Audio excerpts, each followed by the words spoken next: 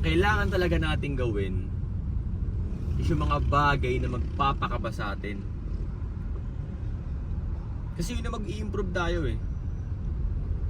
Naaalala ko dati nung unang kuha ko ng motor. Sa Makati pa ako nagtatrabaho noon. Wala akong lisensya, kumuha ako ng motor. Diba? Gaano ka-risky yun.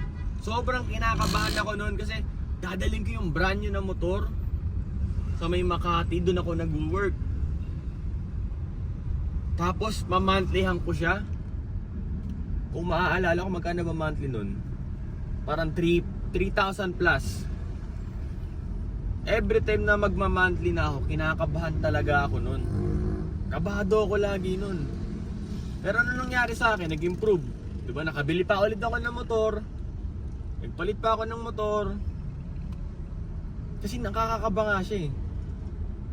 Lahat ng ginawa ko nun na risky, malis ako sa work ko, nakakakaba yun.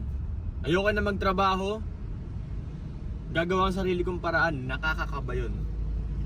Pero doon ako nag-improve. Yung way of thinking ko, grabe yung in-improve niya. Di tulad dati.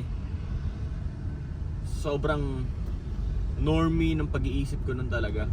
Nasabi ko na liit ng pangarap ko noon. Simple lang. Tsaka isa pa, sabi sa akin ni DK na kailangan mong gawin yung mga ayaw mong gawin. Ano ba yung mga ayaw mong gawin? For example, sa umaga, ayaw mong maligo. Diba? Cellphone ka agad. Pero kailangan mong maligo. Huwag ka mag-cellphone. Kasi yung pagsi-cellphone, gusto mong gawin yun eh. Gusto kong gawin yun. Hindi ko gagawin yung pagsi-cellphone. Maliligo ako. Magpo-push up ako. Gigising ako maaga. Basta lahat ng gagawin ko, ayaw kong gawin. Diba? Gawin mo lang yung mga ayaw mong gawin. Ina-apply ko rin siya sa akin. Inuulit-ulit ko din yun. Ayoko mag-aral, ayoko makinig ng knowledge. Kasi nakakatamad, nakakaantok.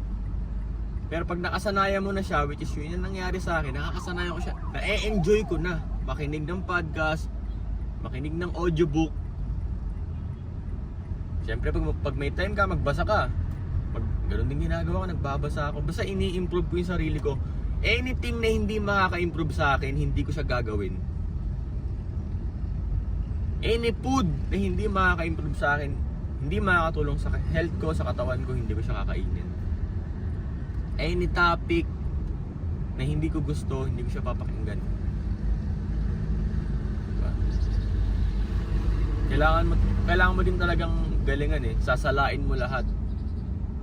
Ano yung sinasala mo? Yung food, yung knowledge, yung emotion na sinasuggest niya sa'yo, salain mo yung emotion na sinasuggest niya sa'yo.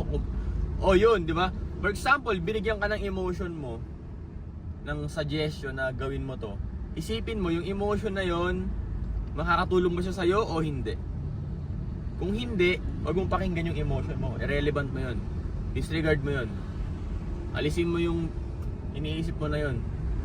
Pero kung makakatulong yung emotion na yun sa improvement mo, sa growth mo, gawin mo. Yun lang.